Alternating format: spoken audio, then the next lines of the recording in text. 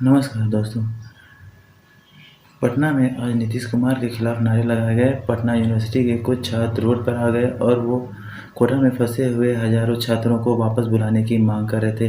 हालांकि नीतीश कुमार ने सोमवार को प्रधानमंत्री नरेंद्र मोदी के साथ हुए वार्ता के दौरान साफ किया कि जब तक लॉकडाउन खत्म नहीं होता वे विभिन्न प्रदेशों में फंसे हुए बिहार के छात्र और श्रमिकों को वापस नहीं लाएंगे।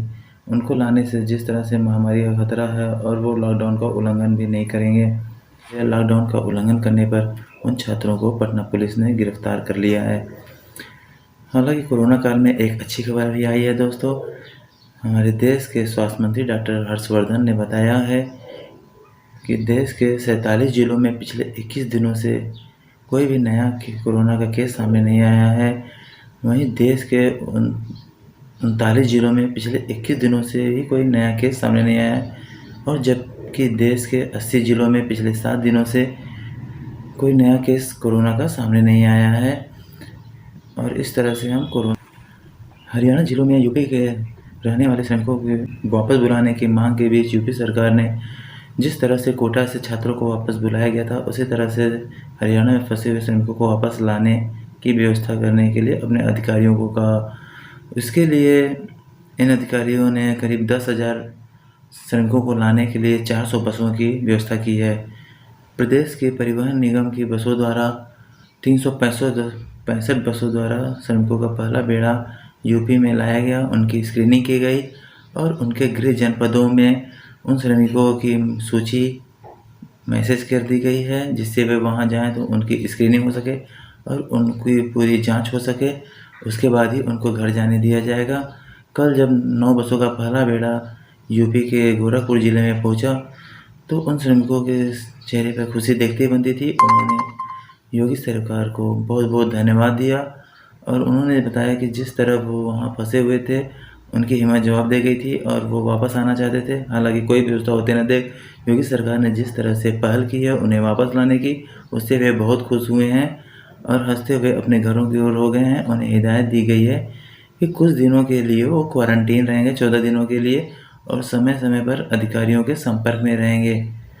दोस्तों, हमें ये बताते हुए बहुत गर्व हो रहा है कि भारत देश की company serum institute of India, जो कि एक प्राइवेट कंपनी है, वो बहुत तरह के वायरस की वैक्सीन बनाती है जिसमें पोलियो और रुबेला जैसी वैक्सीन व मम्स, मीजल्स और अन्य तरह की वैक्सीन होती हैं। वह करीब 150 देश, दुनिया के 150 देशों को वैक्सीन का निर्यात करता है। हमारे यहाँ निर्यात होने वाले करीब 80% वैक्सीन, जो कि बहुत सस्ते दर पर हम बना सकते हैं, उसका निर्यात विदेशों को करते हैं। देश के गरीब देश, अफ्रीकी देशों को हमारे इस वैक्सीन से बहुत फ़ायदा होता है।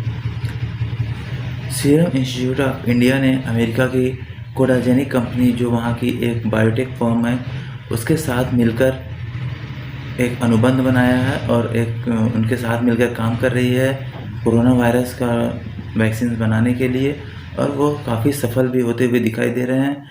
और उनका कहना है कि हम अप्रैल के लास्ट में इसका ट्रायल शुरू कर देंगे और उसके बाद करीब हम, अगर इसका सब कुछ सफलतापूर्वक चलता रहा तो हम करीब इसको दिसंबर के लास्ट तक करीब 10 लाख वैक्सीन्स का वायल तैयार कर लेंगे। 10 लाख डोज हम तैयार कर देंगे। आपको ये भी बता दें दोस्तों कि 53 साल पुरानी सीरम इंस्टीट्यूट ऑफ इंडिया, यह कंपनी भारत के अग्रणी संस्थानों में से एक है जो वायरस के लिए वैक्सीन बनाती है और काफ़ी दवाइयाँ भी बनाती है।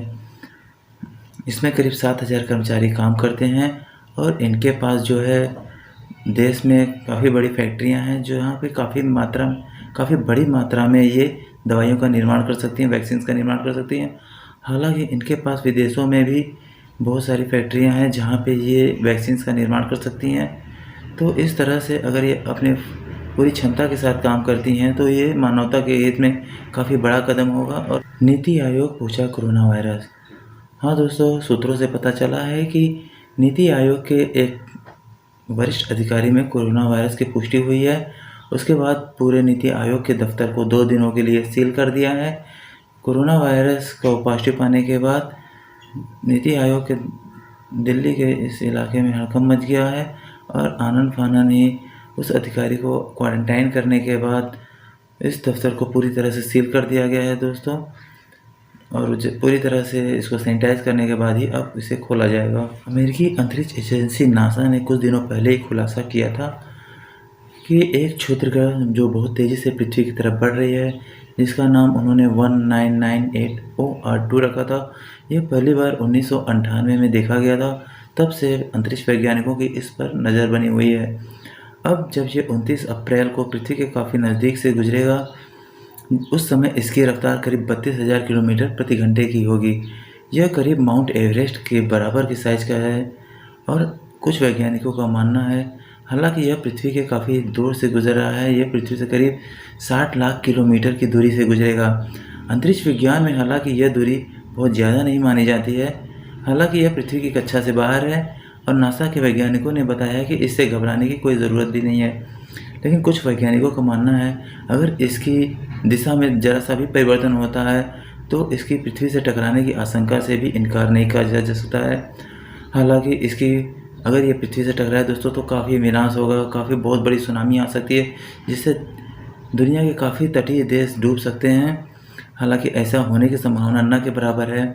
जब यह क्षुद्रग्रह एस्टेरॉयड करीब 2079 में 2079 में फिर पृथ्वी का चक्कर लगाते हुए वापस आएगा, तब इसके पृथ्वी से टकराने की संख्या बहुत ज़्यादा है।